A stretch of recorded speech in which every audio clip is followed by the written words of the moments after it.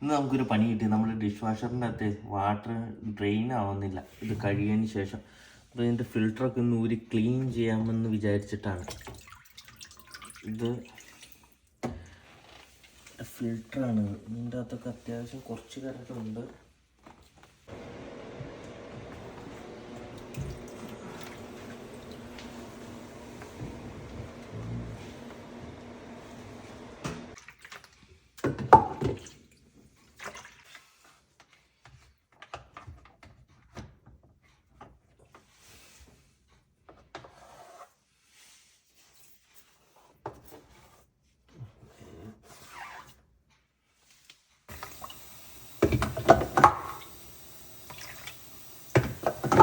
Filter ഒന്ന് ഊരി കഴിയുക മാത്രമേ ഉള്ളൂ. നമ്മളല്ലാതെ വലിയ പണിക്കൊന്നും പോയിട്ടില്ല.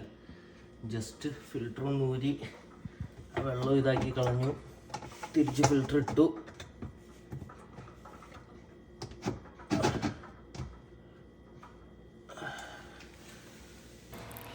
ഫിൽറ്റർ ചെയ്ത വെള്ളം നല്ല ഫോഴ്സിൽ മേളിലോട്ട് അടിക്കുന്നത് ഈ പാർട്ട് വഴിയാണ്. ഇതിൻ്റെ ചെറിയ ഹോൾ വഴി നല്ല ഫോഴ്സിൽ വെള്ളം അടിച്ച് കയറിക്കോളും.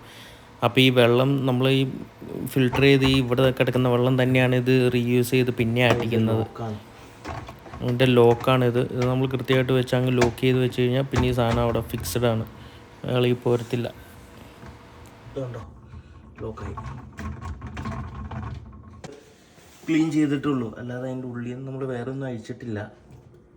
ജസ്റ്റ് ഫിൽറ്റർ ഒന്ന് എടുത്ത് കഴുകി ഇനി നമുക്ക് ജസ്റ്റ് ഒന്ന് വാഷ് ചെയ്യാൻ നോക്കാം.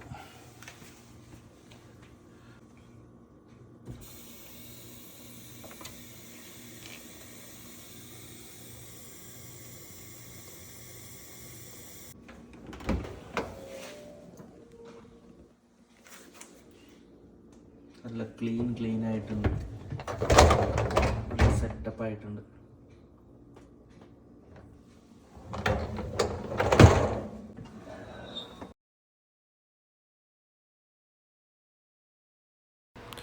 അതുപോലെ തന്നെ ഇങ്ങനെ ബ്ലോക്ക് വന്നാൽ നമുക്ക് എളുപ്പത്തിന് ക്ലീൻ ചെയ്യാനുള്ള വേറൊരു ഓപ്ഷനാണ് ഈ സ്റ്റാർട്ട് സ്വിച്ചിൻ്റെ അകത്ത് നമ്മളൊരു 10 സെക്കൻഡ് വരെ ഹോൾഡ് ചെയ്ത് പിടിച്ചിട്ടുണ്ടെങ്കിൽ ഇതിൻ്റെ ഡ്രെയിനിങ് ഫംഗ്ഷൻ മാത്രം വർക്കാവും. അപ്പോൾ അതിൻ്റെ അകത്ത് കിടക്കുന്ന വെള്ളം മൊത്തം സക്ക് ചെയ്ത് അങ്ങ് കളഞ്ഞോളും.